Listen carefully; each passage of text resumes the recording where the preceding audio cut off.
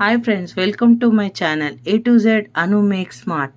కాలంలో ఎందరో స్త్రీలు గర్భస్రావాలతో సంతాన సమస్యలతో బాధపడుతున్నారు. వారందరికీ నేను ఈరోజు చక్కటి పరిష్కార మార్గం చెప్తున్నాను. ఇది మహిమాన్వితమైన నాగేంద్రుల సూత్రము. ఈ సూత్రమును పఠించడం ద్వారా తప్పకుండా సంతాన భాగ్యం కలుగుతుంది. ఓం అనంత సర్పరాజత్వం పుత్ర పౌత్ర సమద్వితం అపుత్వం సచమే పుత్ర సంపదం శంకురు ప్రభు. ఈ మంత్రాన్ని అనునిత్యము రోజు పఠించడం వలన తప్పకుండా సంతానం లభిస్తుంది. ఒక సుబ్రహ్మణ్య స్వామి ఫోటో, మయూర వాహనం కలిగింది, కింద కాళ్ళకాడ సర్పం కలిగిన ఫోటోని తెచ్చుకొని ఒక మంగళవారం రోజున ఫోటోని పూజించి పాలు నైవేద్యంగా అర్పించి ఎవరికైతే సంతానం కావాలో వాళ్ళు ఆ పాలును స్వీకరించాలి. ఇలా భక్తి శ్రద్ధలతో విశ్వాసంతో ఈ యొక్క మంత్రాన్ని జపించడం వల్ల తప్పకుండా సంతానం భాగ్యం కలుగుతుంది. అలాగే గర్భస్రావాలు కాకుండా సంతానము మనకి లభిస్తుంది.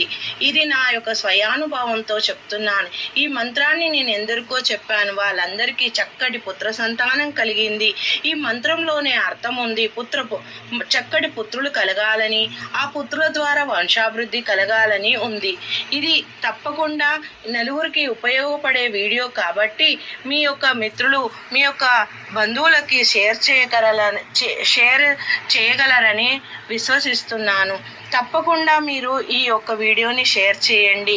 మన జన్మ జాతకంలో రాహుకేతు దోషాలున్నా, కుజగ్రహ దోషాలున్నా, సూర్యగ్రహ దోషాలున్నా, సంతాన స్థానాన్ని చెడు గ్రహాలు వీక్షిస్తున్నా, అంతుచిక్కని సంతాన సమస్యలతోటి, గర్భస్రావాలతోటి, సైన్స్ కూడా చిక్కని ఒక బాధలు కలుగుతాయి. కావున మీరందరూ భక్తి శ్రద్ధలతో ఈ మంత్రాన్ని పఠించి ఈ యొక్క పూజా విధాన్ని ఆచరిస్తే తప్పకుండా సంతానాభివృద్ధి కలుగుతుంది, వంశం అభివృద్ధి చెందుతుంది, చక్కటి పుత్రులు కలుగుతారు. తప్పకుండా ఈ వీడియోని షేర్ చేయండి, లైక్ చేయండి, కామెంట్ చేయండి. Thank you for watching my video.